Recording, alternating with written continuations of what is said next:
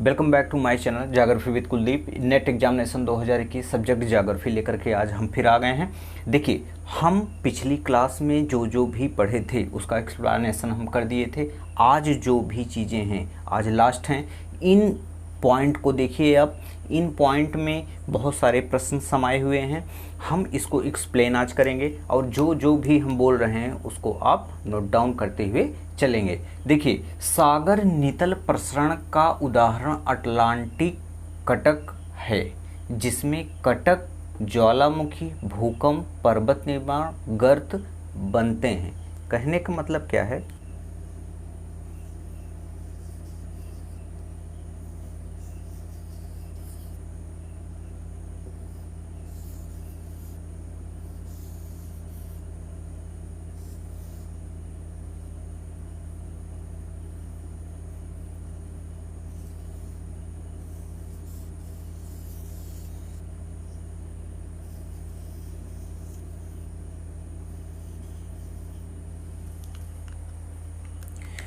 तो हमें यह देखने में आता है उत्तरी अमेरिका, दक्षिणी अमेरिका, यह है यूरेशिया और यह है अपना अफ्रीका। तो कहने का मतलब यहाँ क्या है? जल है।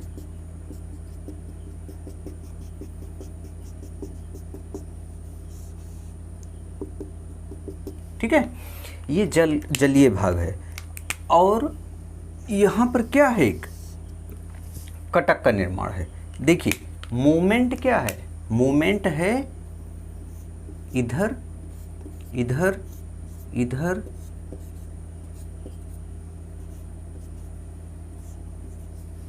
कहने का मतलब उत्तरी अमेरिका, दक्षिणी अमेरिका का मूवमेंट इधर, यूरेशिया अफ्रीका का मूवमेंट इधर। तो ये अलग हो रहा है। जब अलग हो रहा है तो सागर नितल प्रसरण मतलब सागर के मतलब अटलांटिक महासागर जो भूमि है वह फैल रही है। देखिए, अगर आप हैं और हम हैं, अगर आप अपने मोबाइल या अपने कंप्यूटर से दूर जाएंगे तो श्योर है कि हम अगर आपके मोबाइल और कंप्यूटर में बोल रहे हैं तो हमारी और आपकी दूरियां बढ़ती चली जाएंगी। इसका मतलब जो ज़मीनी भाग है हमारे आपके बीच का वह क्या होगा? दूर होता चला जाएगा। तो यही कारण है, अगर यह इधर को जा रहा है और यह इधर को जा रहा है तो बीच में जो जलीय भाग है उसका दायरा क्या होगा? बढ़ता चला जाएगा। जब दायरा बढ़ता चला जाएगा तो उसी को कहते हैं सागर नितल प्रसरण। ठीक है, अब देखिए, अगर वो बढ़ेगा तो नीचे की जो ज़मीन है इस सागर के तली की वह फटेगी। और चूंकि आपको हम बता चुके हैं कि हमारा सारा भूखंड मैग्मा पे तैर रहा है और यह मैग्मा एकदम गर्म लावा है, मतलब लिक्विड है, जिस पर ये फ्लो कर रहे हैं। जितने भी महाद्वीप हैं उस पर तैर रहे हैं। ये जब हटेंगे तो नीचे का जो मैग्मा है ऊपर निकलेगा। इसी का परिणाम है ये मध्य अटलांटिक कटक। मतलब यहाँ से जब धरती फटी, समुद्र के अंदर की जो धरती फटी, तो हुआ क्या? यहाँ पर ये मैग्मा निकल के बाहर आया और वहाँ पर एक एस आकार का क्या बन गया? कटक बन गया। कटक का मतलब वही मैग्मा आया, जल के कारण ठंडा हो गया और ठंडा होने पर वह जम करके पर्वत का निर्माण कर लिया। क्योंकि अगर हम इन महाद्वीपों से देखें तो वो कटक हमको दिखाई तो नहीं देगा, लेकिन वह सागर के अंदर एक पर्वत है। ठीक है, यहाँ से लेकर के यहाँ तक एक पर्वत है अटलांटिक महासागर में। तो इसमें यही कह रहा है, इसमें कटक ज्वालामुखी, भूकंप, पर्वत निर्माण, गर्त बनते हैं। कहने का मतलब कटक आप देख लिए कैसे बनते हैं। ठीक है, अब देखिए ज्वालामुखी। ज्वालामुखी क्या है? देखिए, सबसे पहले तो ये ध्यान दीजिए, यह अपसारी प्लेट किनारे हैं, मतलब जो अपसारी दूर जा रहे हैं एक दूसरे से। ठीक है, अभिसारी नहीं है कि पास आ रहे हैं, अपसारी हैं जो दूर जा रहे हैं। अब जब ये दूर जा रहे हैं तो यह प्लेट कहीं ना कहीं टकराएगी। ठीक है, दूर तो ये जा रहे हैं, ये किनारे इसके किनारे दूर जा रहे हैं एक दूसरे से, लेकिन ये जो जहाँ जा रही है ये प्लेटें इधर का भाग, मतलब इस उत्तरी अमेरिका का जो पश्चिमी किनारा है वह किसी न किसी किनारे से टकराएगा। तो इधर कौन सा सागर है? प्रशांत महासागर। अब ये प्रशांत महासागर से टकराएंगे तो क्या होगा? यहाँ पर पर्वत का निर्माण होगा। ठीक है, पर्वत का निर्माण होगा। और क्यों होगा? क्योंकि यह प्रशांत महासागर ये प्लेट से टकराएंगे। ठीक है, जब प्रशांत महासागर ये प्लेट से टकराएंगे तो प्रशांत महासागर, चूँकि पिछले हम क्लास में बताए थे, महाद्वीप और महासागर की जो प्लेटें होती हैं उनका घनत्व तो किनमें ज़्यादा होता है? तो महासागरों के प्लेट में घनत्व अधिक होता है अपेक्षाकृत कॉन्टिनेंट, मतलब कि जो भी भूमि हैं, स्थलीय भाग हैं, उनके परिप्रेक्ष्य में। ठीक है, तो यह क्या हो गया? यह ऊपर उठ जाएगा और सागरीय तली, मतलब प्रशांत महासागर का जो तली है वह अधिक घनत्व होने के कारण, मतलब अधिक भारी होने के कारण नीचे बैठेगी। जब नीचे बैठेगी तो यहाँ पर क्या हो गया? एक दूसरे टकराई तो नीचे भी बैठी, तो यहाँ पर भूकंप की स्थिति हमें देखने को मिलेगी। अब जब भूकंप की स्थिति देखने को मिलेगी तो नीचे वाली प्लेट तो मैग्मा में जाएगी ही, तो वहाँ पर वह गलेगी। जब गलेगी तो वह बाहर निकलेगी तो वहाँ पर ज्वालामुखी क्रियाएं देखी जाएंगी, मतलब इन क्षेत्रों में ज्वालामुखी क्रियाएं देखी जाएंगी और भयंकर भूकंप की स्थिति भी देखी जाएगी। ठीक है, अब देखिए, अब ज्वालामुखी, भूकंप, पर्वत निर्माण। ठीक है, ज्वालामुखी देख लिए, पर्वत निर्माण देख लिए, गर्त को कैसे देखेंगे? प्लेट जब अंदर इसके जा रही है पृथ्वी के अंदर, यहाँ टकरा करके, तो यहाँ पर मोड़ बन ही जाएगा। जब किसी चीज़ से टकराएगा तो घन तो इसका कम है, इसका अधिक है, तो मोड़ किस में बनेगा? मोड़ बनेगा किस पर? इन पर। ठीक है, इनके किनारों पर मोड़ बनेगा। यहाँ रॉकी पर्वत, यहाँ पर इंडीज पर्वत का निर्माण हो गया है। ठीक है, चूंकि यह क्या है? अभिसारी प्लेट किनारा है और यहाँ पर अपसारी प्लेट किनारा है। अब देखिए, गर्त का निर्माण कैसे होगा? गर्त का निर्माण इस प्रकार होगा कि देखिए, एक प्लेट है, ठीक है, और यह भारी प्लेट है, और एक प्लेट और है, यह इसके परिप्रेक्ष्य में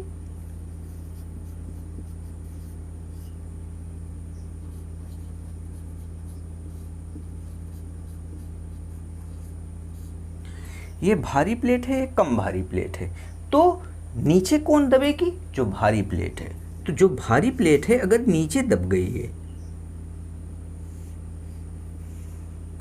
और हल्की प्लेट क्या हुई?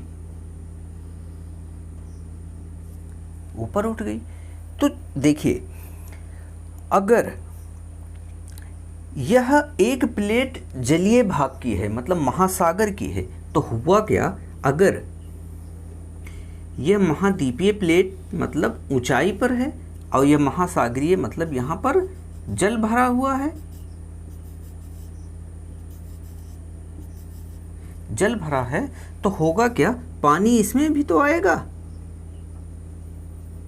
आखिरकार जब एक अंदर जाएगा, अगर हम यहाँ खड़े होकर के ये देखते हैं कि यहाँ से ये समुद्र तली है, लेकिन इसके अंदर जब जाते हैं तो अन्य जगहों से जाते हैं तो यहीं पर हमें ज़मीन मिल जाती है, क्योंकि ये प्लेट है एक। अगर यहीं ज़मीन मिल जाती है तो अगर हम ऐसे ऐसे आते हैं तो क्या होता है? यहाँ पर एक ऐसा गड्ढा मिलता है जहाँ पर दो प्लेटें आपस में भिड़ रही हैं, क्योंकि एक अंदर जा रही है। तो यहाँ पर जो ये एक्स्ट्रा गहराई है, इसी को कहते हैं गर्त। ठीक है, गर्त इसी को कहते हैं। बलित पर्वतों का निर्माण अभिसारी प्लेट की गति से होता है। इसका मतलब क्या है? पहले तो ये जान लीजिए वलित पर्वत है क्या।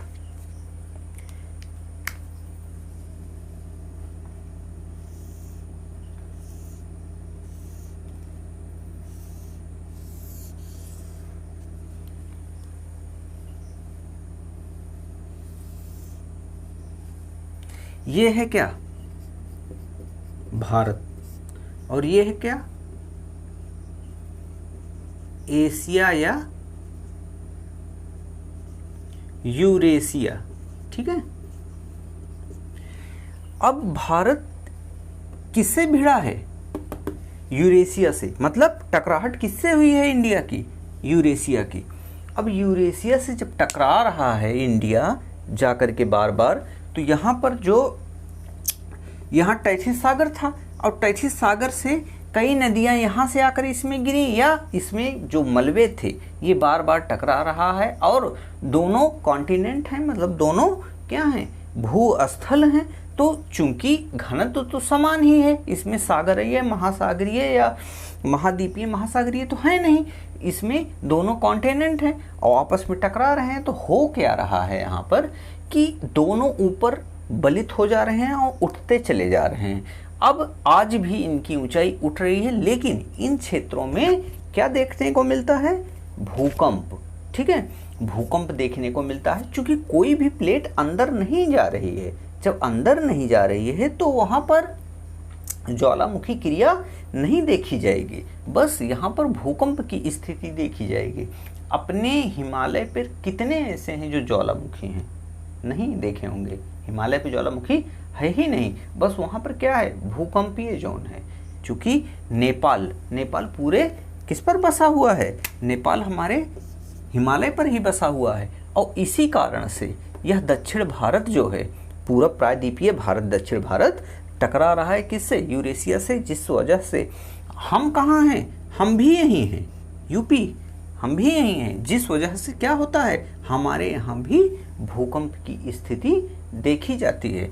और यहाँ पर भी काठमांडू, यहाँ पर तो बहुत ज़्यादा भूकंप की स्थिति देखी जाती है। चूँकि उत्तराखंड ये भी हिमालय पर है, ये जोड़ है पूरी तरीके से। जो हिमालय राज्य हैं, जैसे जम्मू कश्मीर हुआ, उत्तराखंड हुआ, हिमाचल प्रदेश हुआ, ये सब क्या हैं?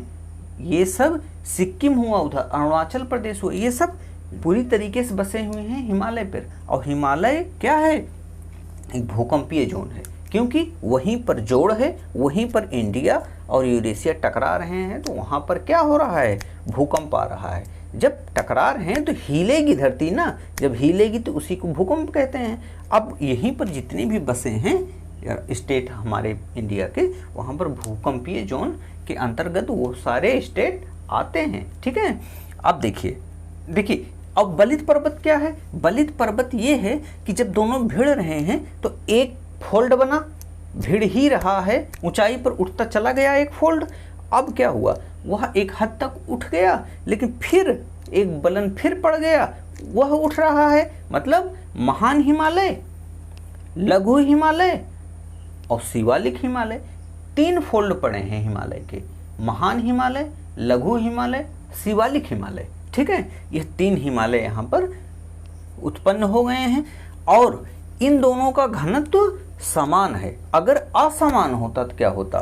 तो एक प्लेट दूसरे प्लेट के अंदर चली जाती, और जब वह मैग्मा में पहुंचती तो होता क्या? वहाँ पर वह पिघलती। अगर वह पिघलती तो अंदर, पृथ्वी के अंदर जो चट्टानें हैं पिघली अवस्था में, उनमें अधिकता हो जाती। अगर देखिए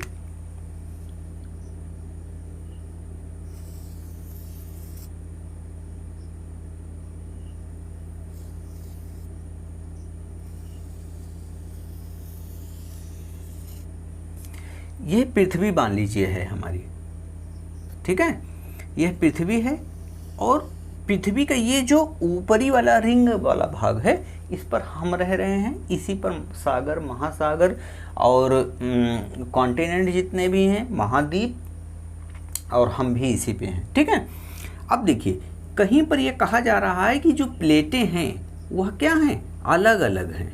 अलग अलग प्लेट होने के कारण ये क्या हैं? किस पर तैर रही हैं? मैग्मा पर। अब मैग्मा कहाँ है? मैग्मा आपका यहाँ है।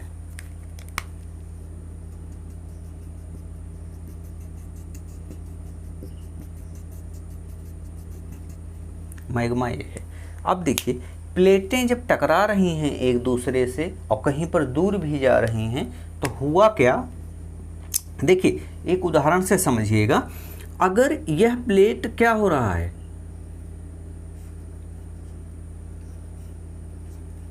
आपस में भिड़ रहे हैं, ये प्लेट और ये प्लेट आपस में भिड़ रहे हैं, तो हुआ क्या, यहाँ पर ये प्लेट ऐसे हुई, क्योंकि ये टोटल प्लेट ये उधर जा रही है और ये टोटल प्लेट इधर जा रही है, तो ये किनारे भिड़ेंगे आपस में।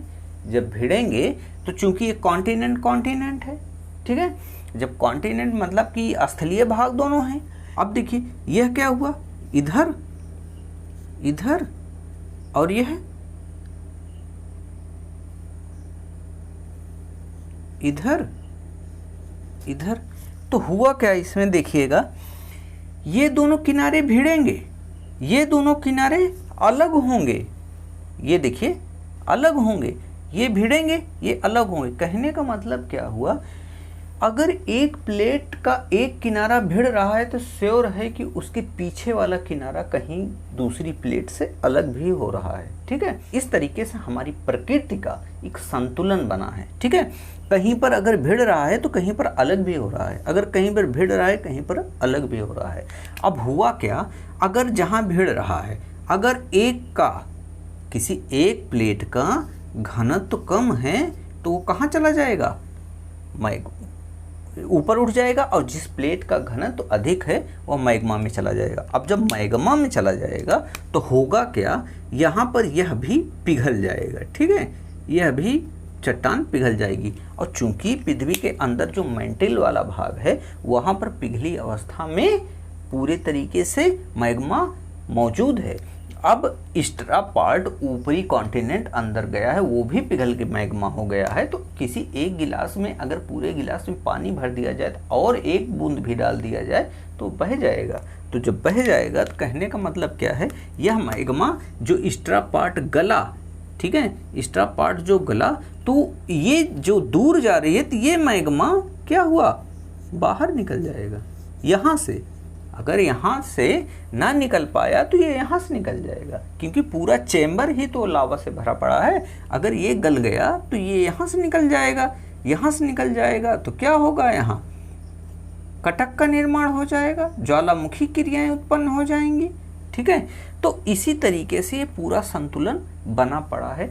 कहीं पर अगर विनाश हो रहा है तो कहीं पर निर्माण भी हो रहा है, ठीक है। चूंकि इस दुनिया में ना ही कुछ उत्पन्न किया जा सकता है और ना ही कुछ नष्ट किया जा सकता है, तो ये कहीं पर बन रहा है तो कहीं पर बिगड़ भी रहा है, ठीक है।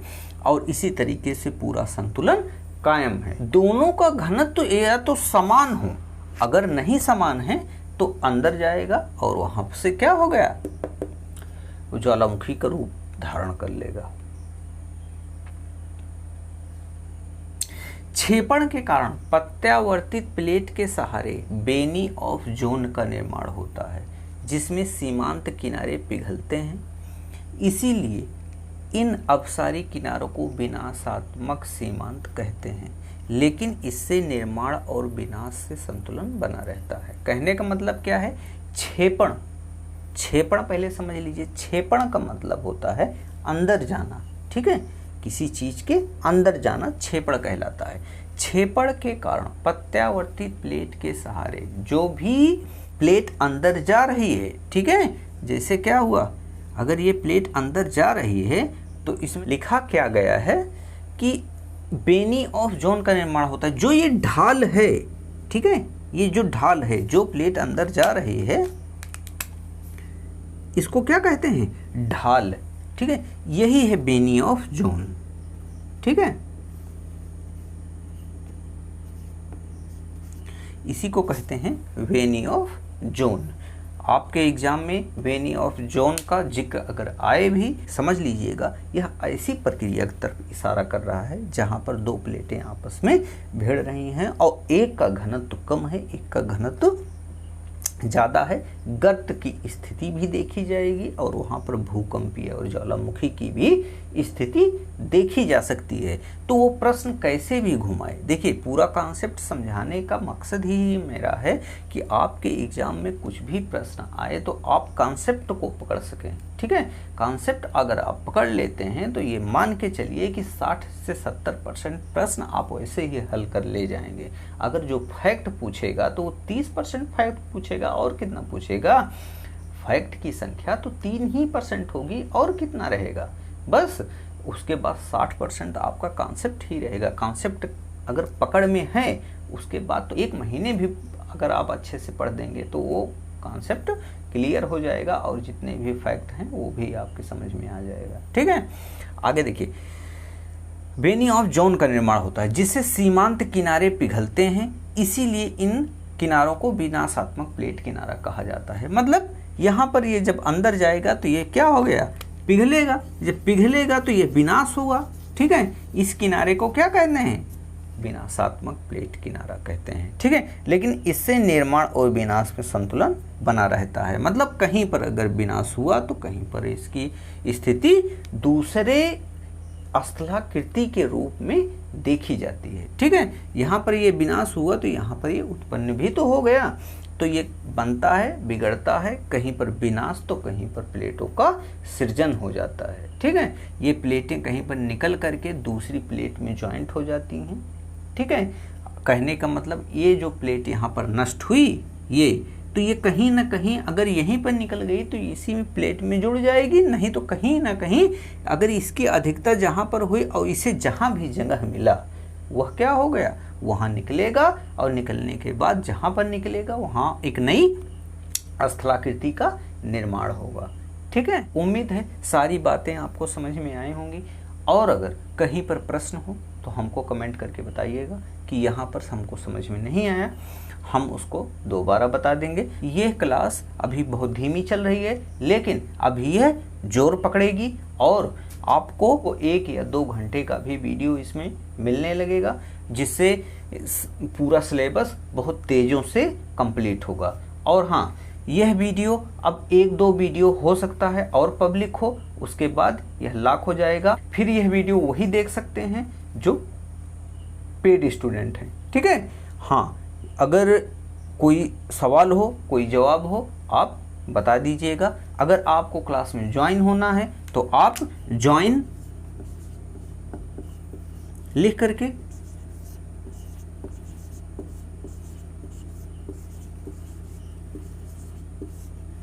(9621076481) इतने पर आप मैसेज कर दीजिए व्हाट्सएप पर। हमारी टीम आपको कांटेक्ट कर लेगी और ज्वाइन की सारी प्रक्रियाएं आपको बता देंगे।